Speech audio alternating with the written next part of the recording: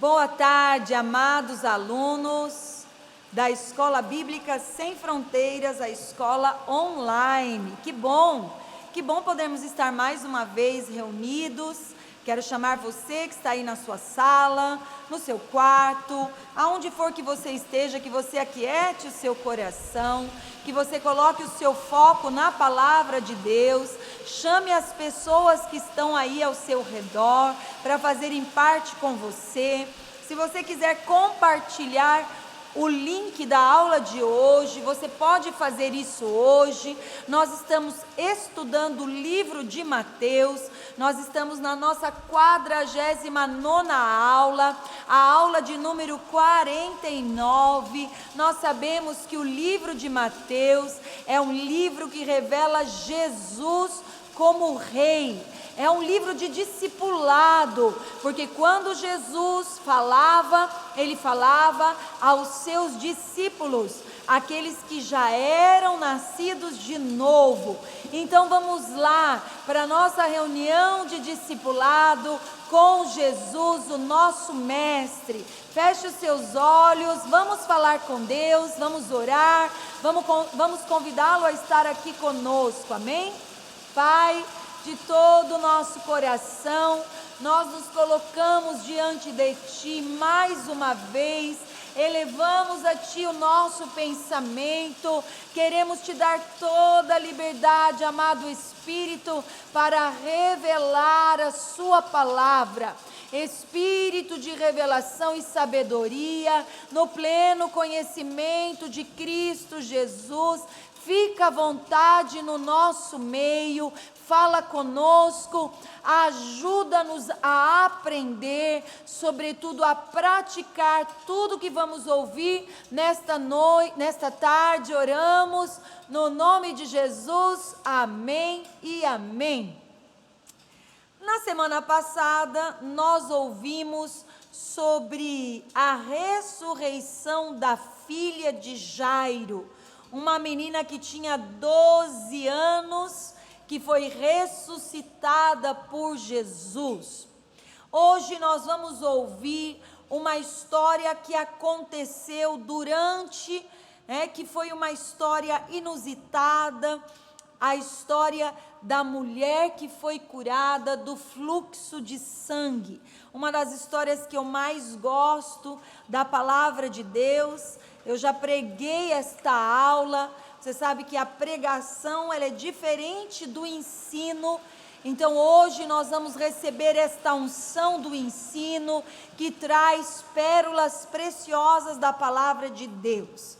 Abra então comigo, na sequência do que estamos estudando, o livro do Evangelho de Mateus, capítulo 9, dos versos 20 ao 23. Diz assim: Nisso que, enquanto Jairo falava com Jesus, uma mulher que havia 12 anos vinha sofrendo de uma hemorragia, chegou por trás de Jesus e tocou na borda do seu manto, pois dizia a si mesmo: se eu tão somente tocar em seu manto, eu ficarei curada. Voltando-se, Jesus a viu e disse: ânimo, filha, a sua fé a curou.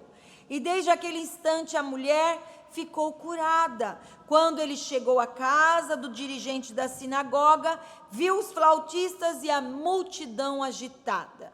Vamos ler a mesma passagem por Marcos, a perspectiva de Marcos, capítulo 5, dos versículos 25 ao 34.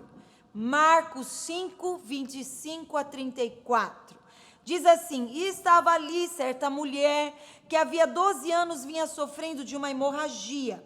Ela padecera muito sobre o cuidado de vários médicos e gastara tudo o que tinha, mas em vez de melhorar, piorava. Quando ouviu falar de Jesus, chegou-se por trás dele no meio da multidão e tocou em seu manto, porque ela pensava, alguns textos dizem, porque ela falava: se eu tão somente tocar em seu manto, ficarei curada.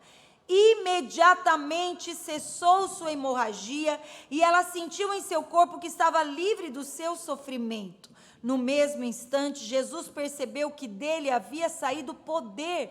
Virou-se para a multidão e perguntou: quem tocou em meu manto? Responderam os seus discípulos: vês a multidão aglomerada ao teu redor e ainda perguntas: quem tocou em mim? Mas Jesus continuou olhando ao seu redor para ver quem tinha feito aquilo. Então a mulher, sabendo o que lhe tinha acontecido, aproximou-se, prostrou-se aos seus pés e, tremendo de medo, contou-lhe toda a verdade. Então ele lhe disse: filha, a sua fé a curou, vá em paz e fique livre do seu sofrimento. A história dessa mulher nos mostra o porquê duas pessoas estão juntas, uma do lado da outra, num culto, numa célula, e uma é abençoada e outra não. Nos mostra marido e mulher juntos, um é cheio do Espírito e o outro não. E explica muito por que naquele dia dois estarão no campo e um será tomado e o outro não. Nós dizemos assim: eu fiz tudo como ele fez, eu li a Bíblia, eu fui no encontro, eu fiz tudo aquilo que me mandaram fazer. Você sabe que até ofertar, tem gente que oferta com revelação e gente que oferta sem, né? Por isso que muita gente sai falando: eu fiz tudo que me falaram, não aconteceu nada, né? Nesse texto está a resposta. A Bíblia diz que Jesus vinha caminhando e uma multidão vinha espremendo ele, né? Todos queriam encostar em Jesus, todos queriam ver Jesus, mas só essa mulher recebeu um milagre da parte dele. Tem muita gente que ergue as mãos nos cultos, mas quantas pessoas tocam o céu? Muita gente vai à frente nos apelos, na igreja, mas quantos recebem do Senhor? Poucos, né? O problema está em Deus? Não, Deus dá para todos.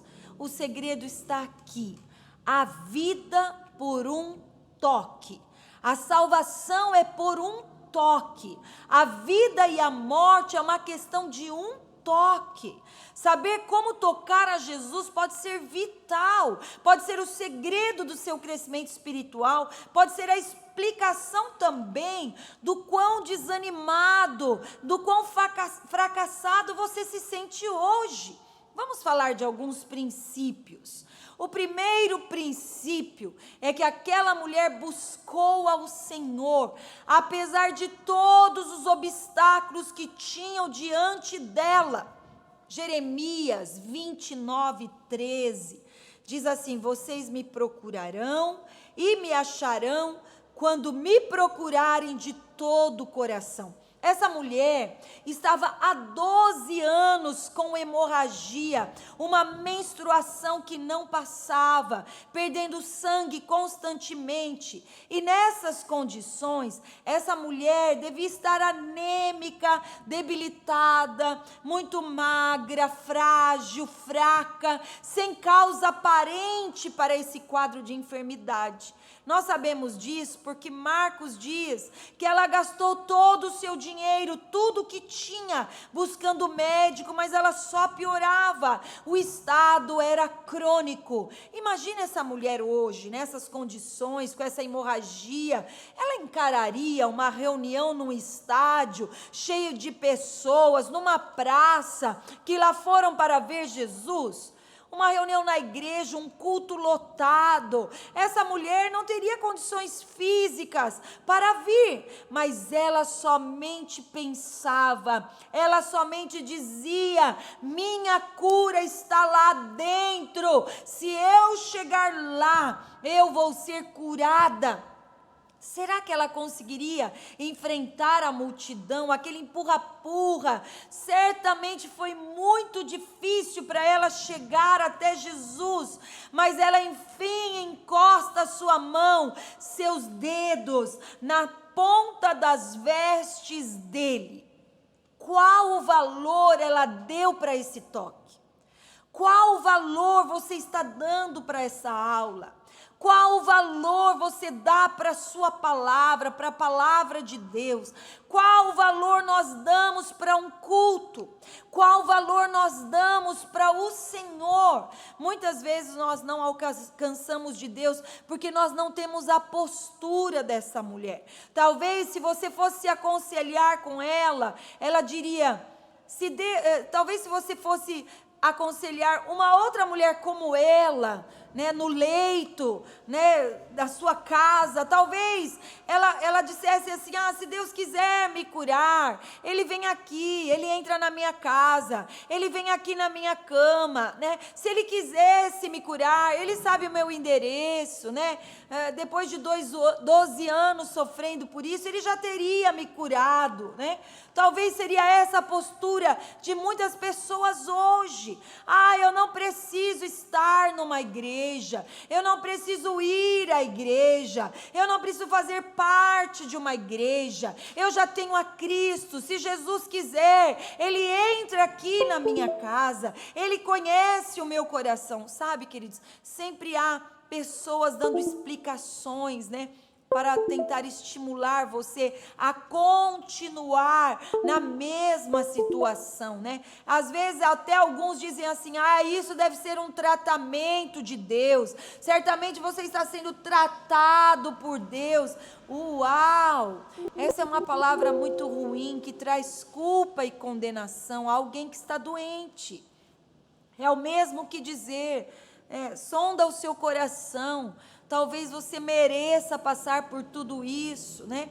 Mas ela ignorou essas palavras, certamente ela já tinha ouvido de tudo, ela era uma judia, os judeus acreditavam que a hemorragia era fruto de uma maldição, os judeus restringiam a entrada desta mulher nos lugares públicos, ela não podia ir ao culto, ela não podia se sentar em família, ela vivia isolada, mas ela pensou, eu vou tocar em Jesus.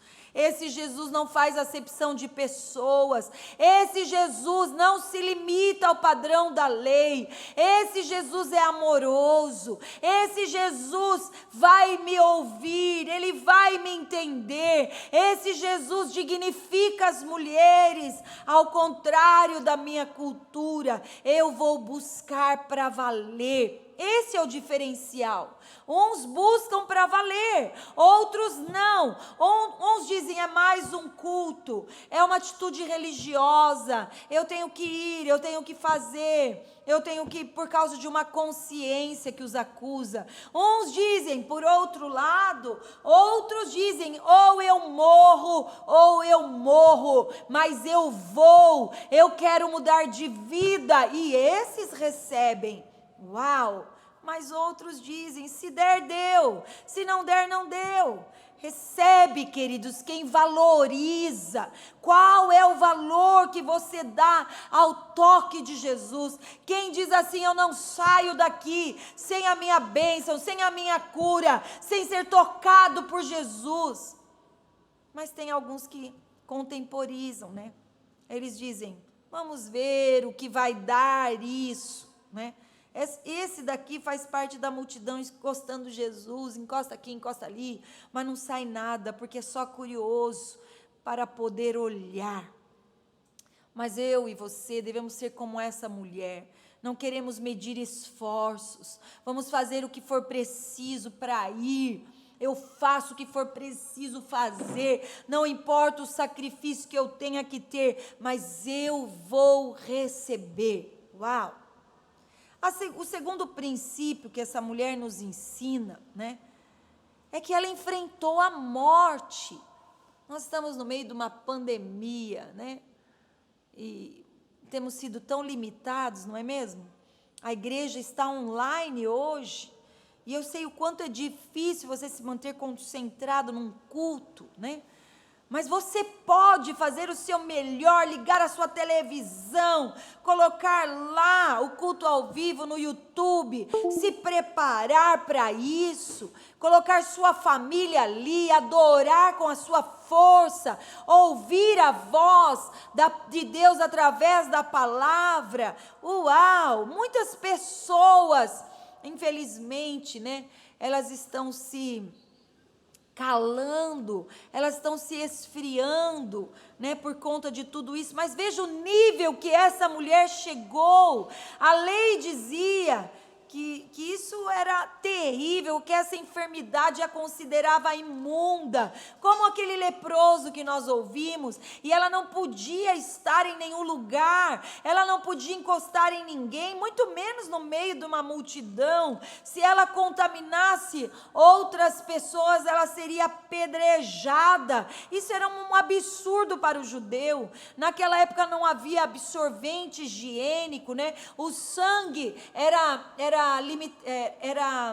contido por trapos, né? por tecidos. Então veja, se ela tivesse uma hemorragia muito intensa naquele momento, aquele sangue podia escorrer pelas suas pernas, podia pingar no chão. Uau! E ela podia enfrentar essa multidão, alguém podia ver o sangue, ela poderia ser apedrejada, ela poderia morrer, mas ela dizia: é melhor eu morrer do que eu continuar vivendo assim. É melhor eu ser apedrejada, acusada, ou em vez de eu viver desta maneira, eu vou tentar.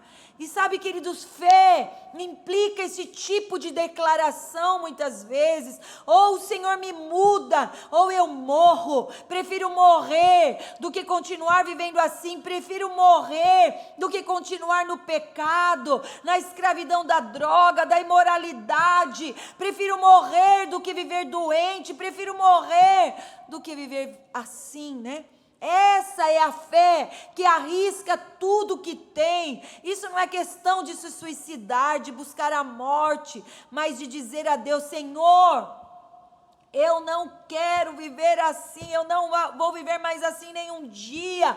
Eu não me conformo com essa situação, não me conformo com isso, eu não fui criado para viver assim. Uau, uau. Essa era a fé desta mulher. Você não foi criado para essa escravidão, do pecado, do diabo, da enfermidade, da escassez. Você foi criado para a vida, para a saúde, para a vitalidade, para a abundância da graça, para a provisão. Qualquer coisa menos que isso não é a perfeita vontade de Deus, porque você não foi criado para isso. Senão Deus não colocaria Adão no jardim do Éden, colocaria Adão em qualquer outro lugar, no deserto, na caatinga do sertão, mas Ele colocou Adão, o homem, o primeiro homem, no lugar de delícias, que tinha todo tipo de comida, que tinha pedras preciosas, tudo era para desfrute e deleite de Adão. Isso nos mostra a intenção de Deus criar o homem. Agora, na nova aliança, você se torna filho de Deus. Ora, você é pai, você é mãe que me ouve. Você quer dar o melhor para os seus filhos, assim também é Deus. Terceiro princípio: aquela mulher não se conformou em ser infeliz, isolada, na solidão, impedida de se casar. Uma mulher não podia se casar. Essa mulher não podia entrar no templo, ela não podia ir na igreja. Uau, 12 anos. Ela não podia nem se reunir com sua família para um almoço de Páscoa, como nós teremos a semana que vem. 12 anos sofrendo com um problema. Você acha que 12 anos te faz se conformar com um problema? Pessoas que estão sofrendo há 20, há 30 anos por um problema. Depois de tanto tempo tentando todo tipo de tratamento sem ter resultado, nossa tendência é acomodar, né? Alergia, problema nos pés, dores na cabeça. Quantas coisas você se conforma? São as minhas cólicas menstruais mensais. São as minhas enxaquecas, né? São as minhas, a minha crise de depressão, né? Não, querido, não se conforme com isso. Não, meu amado, não, você não pode se conformar com isso. É a crise do pânico, é a crise do medo, é porque quando me dá isso, eu preciso sair do lugar, eu preciso me retirar. Não, meu querido, não se conforme. Se levante hoje. Essa mulher teve tempo de se acostumar com o que era ruim, mas ela não se acostumou. Ela poderia estar na casa dela conformada, né? Assim como muitos estão hoje. Tem maridos acostumados com casamentos ruins, tem mulheres acostumadas com maridos infiéis, tem pais acostumados com filhos desviados, tem pessoas acostumadas com nome sujo, pastores acostumados com a mesmice da sua igreja, cristãos acostumados com sua vida religiosa. Muitos acham que viver bem é viver conformado.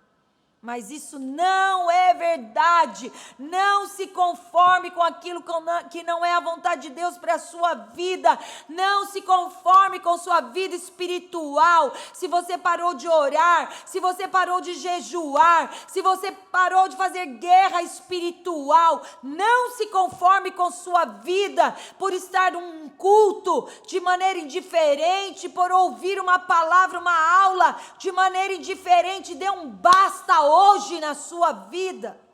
O ser humano tem esse poder de se acostumar com tudo, de se adaptar com as circunstâncias, de viver de qualquer jeito, em qualquer lugar. Isso pode ser alguma grande bênção em alguns momentos, mas também pode se tornar uma maldição. Já estamos acostumados com o feminicídio, com os assaltos, com os casos de estupro, com viver em restrições emocionais, financeiras, restrições de ir e vir, no isolamento, com impedimentos. Já estamos acostumados a ficar sem trabalhar. Uau! Aprendemos muito facilmente a não esperar mais nada da vida. Achamos normal ver crianças dormindo no relento. Acostumamos em ver essa situação todo dia, com a poluição, com a política errada, com os roubos, com a violência. Uau, não podemos nos acostumar. Mas é certo que não é bênção para nós tudo isso. Perder a capacidade de se indignar é maldição.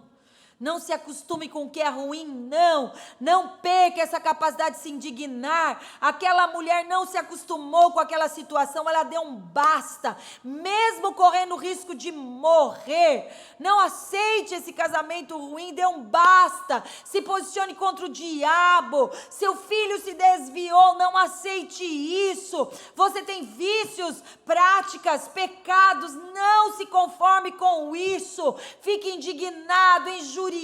Fale com Deus, se levante. Você está desempregado há anos, não se acostume com isso, não se acostume a viver endividado, com nome sujo, não se acostume com a escassez, negue-se a se conformar com aquilo que não é de Deus. Isso implica dose de ousadia, dose de coragem. Oh, uma mulher que nem nome tem nessa Bíblia, mas é um dos maiores exemplos de fé, uma heroína da fé, que recebe algo de Deus, alguém que vai, né? Veja, esse milagre, queridos, ouça o que eu vou falar, Jesus não foi até ela vai até Jesus, ela interrompe a agenda de Jesus. Uau! Quarto princípio, ela pensava consigo mesmo. Marcos 5:28 diz, porque pensava, em algumas traduções diz, porque dizia a si mesmo, se eu tão somente tocar em seu manto eu ficarei curado. Ela pensou, ela disse, ela falou. Você quer ver um milagre na sua vida? Abra sua boca e fale. Ela pensou, se eu só tocar,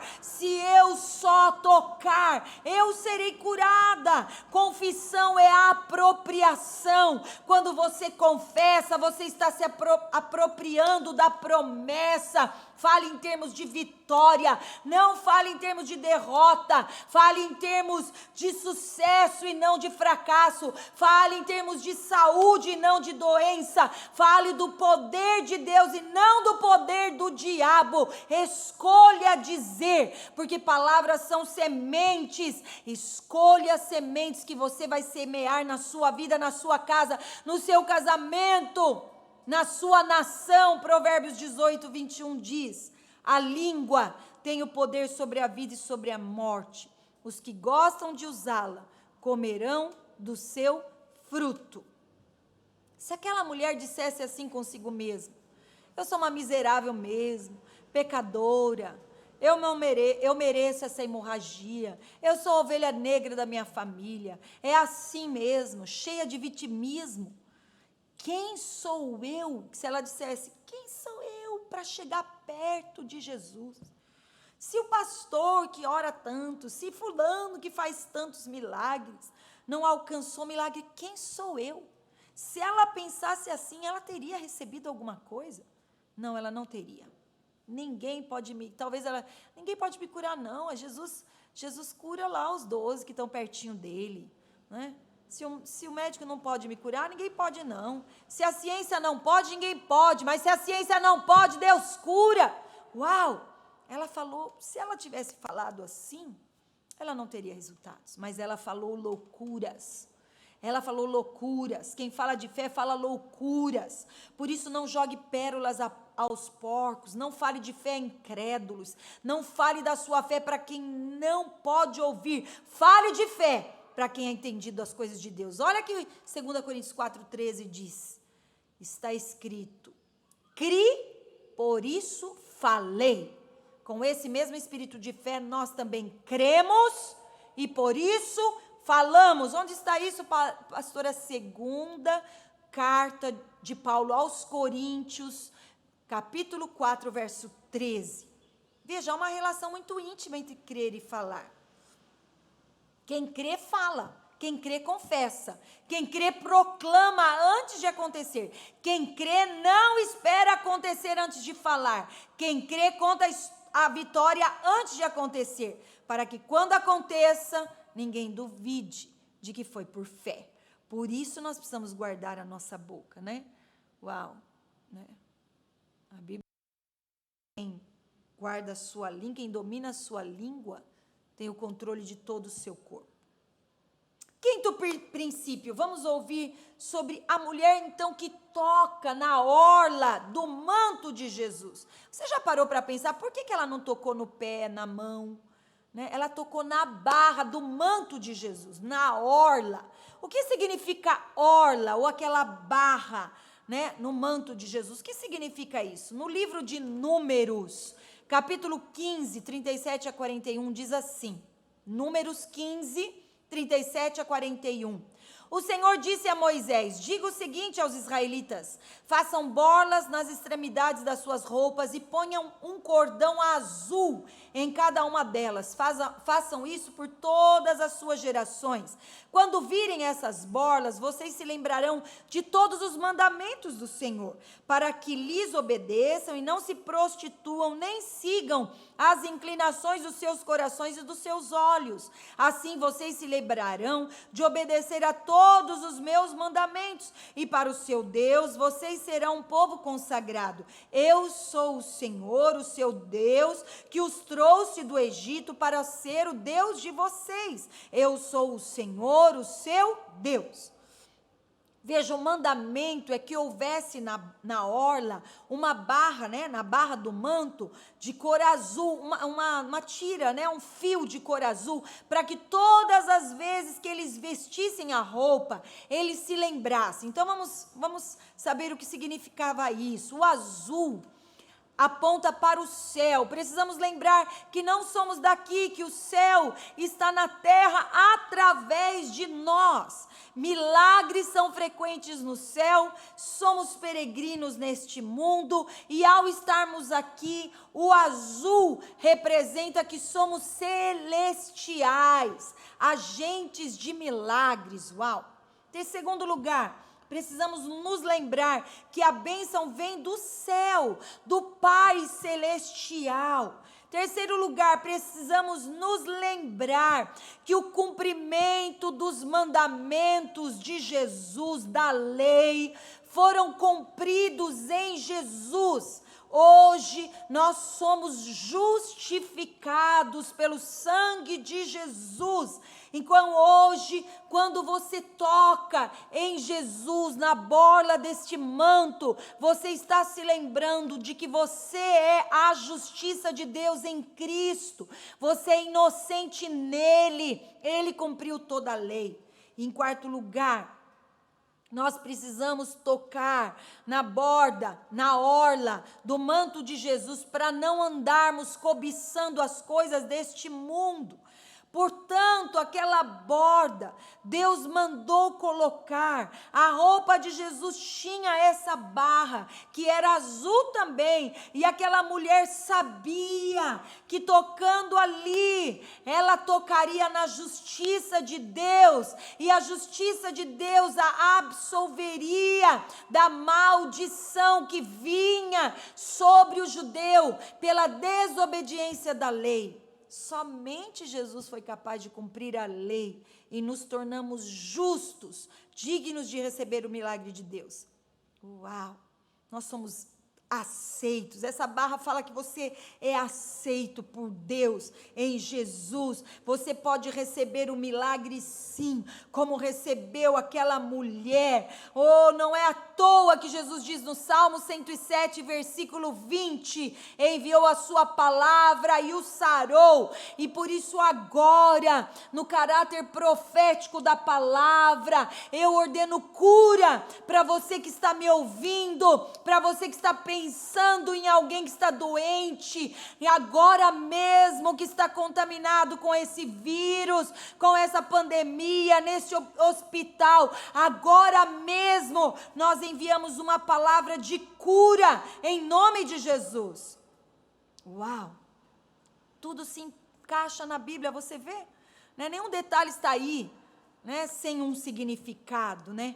Nós sabemos que existem os toques, o toque da emoção, o toque da curiosidade, o toque do intelectualismo, o toque do conhecimento sem vida, né? Mas por fim nós estamos no sexto princípio que diz da fé daquela mulher. Aquela mulher atuou em fé, aquela fé a salvou daquela doença e ela foi em paz. Foi o Senhor quem disse para ela: mulher, vai, a tua fé te salvou. E em Hebreus 11:6 diz que sem fé é impossível agradar a Deus, sem fé é impossível receber o milagre de Deus, e muitas vezes nós não recebemos porque não cremos. Deus pode tudo hoje, meu querido, na sua vida, mas não limite o poder de Deus pela pouca fé. Hoje a fé que é gerada pelo ouvir e ouvir a palavra de Deus está sendo gerada no seu coração, para você se levantar e mudar essa circunstância da sua vida. Você pode chegar à beira do mar com um copo e voltar com um copo cheio da água do mar, mas se você for com uma panela, com um balde, com um caminhão-pipa, você volta com um caminhão-pipa, não só para satisfazer a sua sede, mas também para satisfazer a sede de uma multidão. Você tem a medida da sua fé, porque para Deus não há limites, Deus não tem limites, mas o que eu experimento dele é onde a sua fé chega, a minha fé chega. Deus não quebra esse princípio. Existe muito crente incrédulo, vivendo em incoerência, às vezes a gente fala crente, mas crente, né? Puxa vida, né? Mas às vezes esse crente fala que crê, mas não crê nada, fala tudo errado, vai na onda daquele que crê ou daquele que crê tudo errado. Lembre-se, a sua fé correta determina o seu comportamento. Eu te desafio a crescer em fé, como cresceu essa mulher. Sua confissão não pode contrariar a sua fé. Quem crê fala em harmonia com o que crê. Aleluia! Uau! Essa aula é maravilhosa. Como eu disse, uma das que eu mais gosto na palavra de Deus. Eu profetizo essa cura para você nesta hora, cura do medo, do pânico, da depressão, cura das doenças mentais, emocionais, físicas. Eu profetizo vida para você, cura para você nesta tarde, noite, início de noite. Amém, meu querido? Eu quero orar com você para finalizar. Amém? Feche seus olhos. Pai, ajuda-nos a crescer em fé. Que essa palavra dê aquilo que nós precisamos para sermos curados, para sermos restaurados, para recebermos este milagre. Essa mulher sofria 12 anos, talvez alguém esteja sofrendo há 30 anos. de doença nos pés, doença nas mãos, na pele.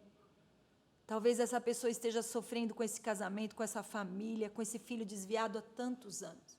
Mas eu quero te pedir, Senhor, uma gota deste sangue. Uma gota desse sangue é capaz de absorver todos os ensinos contrários, toda a incredulidade, toda a dúvida, de fazer essa pessoa se posicionar agora no poder que há no nome de Jesus. E eu já lhe agradeço pelos milagres, Senhor, porque o Senhor enviou a sua palavra hoje e nos sarou. Ora, em nome de Jesus, amém. Compartilhe esse link, dê um like.